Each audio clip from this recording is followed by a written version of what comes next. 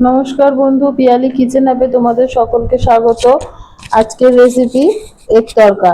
দেখো, এগ তড়কা করতে আমি যে সব জিনিসগুলো লাগবে সেগুলো হলো: দুটো ডিম নিয়েছি, ধনেপাতা নিয়েছি, পেঁয়াজ ডুমো ডুমো করে কেটে নিয়েছি, কাঁচা লঙ্কা, টমেটো, আদা, রসুন। হ্যাঁ বন্ধু, আজকে আমরা অতি সাধারণভাবে তৈরি এগ তড়কা রেসিপি তোমাদের সামনে নিয়ে চলে এসেছি। এর জন্য আমরা 3 ঘন্টা আগে তড়কা কড়াইকে ভালো করে ভিজিয়ে রেখেছিলাম। এবার সেটাকে প্রেসারে দিয়ে দিলাম, দিয়ে পরিমাণ মতো জল দিয়ে দিলাম, দিয়ে প্রেসারের ঢাকনাটা দিয়ে আমরা একটা সিটি দিয়ে প্রেসারটাকে রেখে দেব।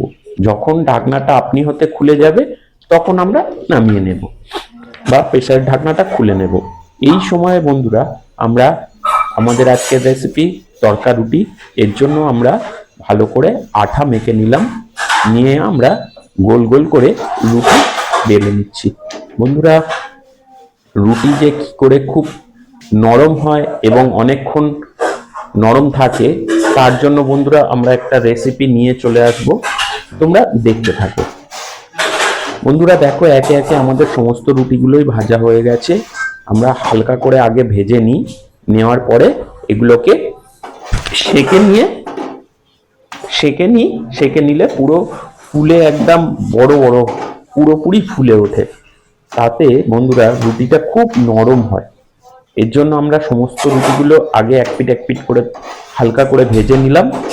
নিয়ে এবারে আমরা কি করছি দেখো, এবারে একটা রুটি সেঁকাতে দিয়ে এপিঠ ওপিঠ উল্টে উল্টে ভালো করে সেঁকে নিচ্ছি। দেখো, শিখতেই বন্ধুরা রুটিগুলো কেমন ফুলে উঠছে, কত সুন্দরভাবে ফুলে উঠছে, দেখতে পাচ্ছ? বন্ধুরা, তোমরা সাধারণত বাড়িতে যে রুটি বানিয়ে থাকো সেটা ডাইরেক্ট একভাবেই পুরো চাটুতে ভেজে না নিয়ে কিছুটা হালকা ভেজে নিয়ে তারপর যদি ডাইরেক্ট নেটে এরকম ভাবে সেঁকে নাও তাহলে রুটিগুলো অনেক বেশি ফুলবে। তোমরা এই পদ্ধতি অবলম্বন করলে দেখবে খুব সুন্দরভাবে রুটিগুলো ফুলে উঠবে এবং নরমও হবে। দেখো বন্ধুরা, এদিকে আমাদের রুটিও হয়ে গেছে আর এদিকে প্রেসারে তড়কা করে সম্পূর্ণ সিদ্ধ হয়ে গেছে। এবার আমরা একটা বাটিতে অল্প পরিমাণ নুন দিয়ে দুটো ডিম ভালো করে ফাটিয়ে নেব। বন্ধুরা, আমরা যেহেতু আজকে এগ তড়কা করছি ওই জন্য ডিম নিয়ে নিলাম। তোমরা চাইলে এখানে এমনি ভেজ তড়কাও করতে পারো, তাহলে ডিমটাকে পুরোপুরি বাদ দিয়ে দেবে, তাহলে হয়ে যাবে ভেজ তড়কা। আর তোমরা যদি চিকেন চাও, চিকেন তড়কা, তাহলে এর সঙ্গে আরো কিছু চিকেন অ্যাড করে নেবে।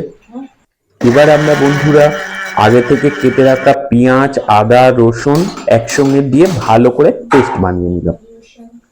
বন্ধুরা, পেস্টটা আমাদের হয়ে গেছে। এবার আমরা গ্যাসে কড়া বসিয়ে কড়ায় সর্ষের তেল দিয়ে একটু নেড়ে নিলাম। তেলটা যখন একটু গরম হয়ে গেল বন্ধুরা, এবার আমরা এর মধ্যে হিং ফোড়ন দিলাম। বন্ধুরা, তোমরা হিং ফোড়ন দিয়ে একবার তড়কা বানিয়ে দেখো, কত সুন্দর খেতে লাগে।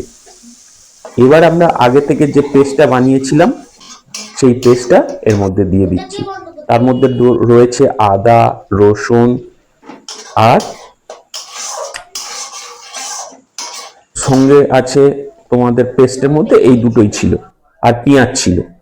আর এছাড়া বন্ধুরা এই পেস্টটা একটু কিছুক্ষণ নাড়িয়ে চাড়িয়ে আদার কাঁচা গন্ধটা একটু কেটে গেলে তখন আমরা এর মধ্যে দিয়ে দিলাম কাঁচা লঙ্কা ও অল্প পরিমাণ নুন দিয়ে একটু কষে নেব।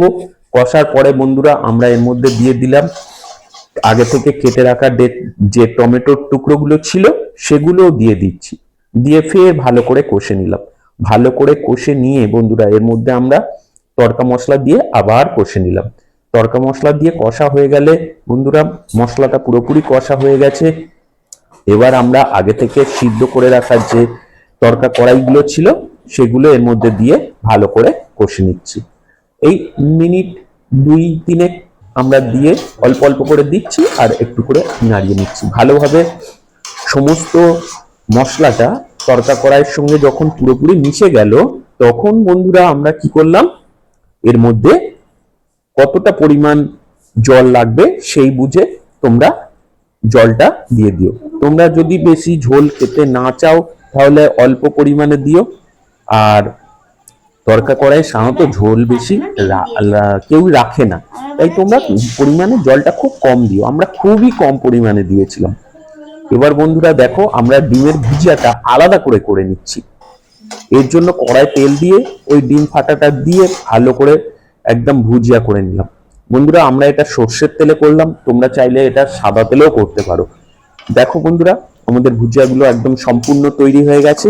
এবার আমরা আবার ফিরে এলাম পুরনো জায়গায়, এসে ওই তরকা কড়াইয়ের মধ্যে আমরা ডিমের ভুজিয়াগুলো দিয়ে ভালো করে নেড়ে চেড়ে নিচ্ছি।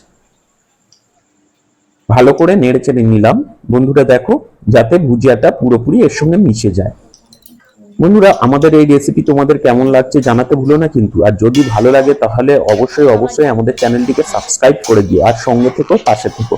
বন্ধুরা এবার আমরা এর মধ্যে একটু কাসুরি মেথি দিয়ে দিলাম। বন্ধুরা কাসুরি মেথি দিয়ে দেখো তরকার পুরো গন্ধ, টেস্ট সম্পূর্ণ পাল্টে যায়। এবার এর মধ্যে আমরা ছড়িয়ে দিলাম ওপর থেকে ধনেপাতা, দিয়ে একটু নাড়িয়ে চাড়িয়ে নামিয়ে নিলাম। দেখো কি অসাধারণ দেখতে হয়েছে, দেখতে পাচ্ছ? দেখো কি অসাধারণ দেখতে হচ্ছে, আর খেতে যে কতটা লোভনীয় হবে সেটা তোমরা বুঝতেই পারছো দেখে। দেখো এবার আমরা নিয়ে বসে গেলাম খেতে। এই একটা রুটি নিলাম, নিয়ে তরকা একটু নিয়ে নিলাম, নিয়ে দেখো একবার দেখে নাও কতটা সুন্দর দেখতে হয়েছে, দেখে নাও।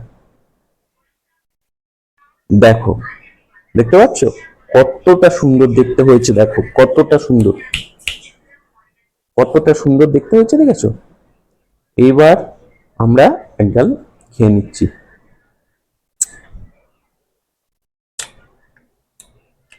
এবার পেঁয়াজ নিয়ে নিলাম।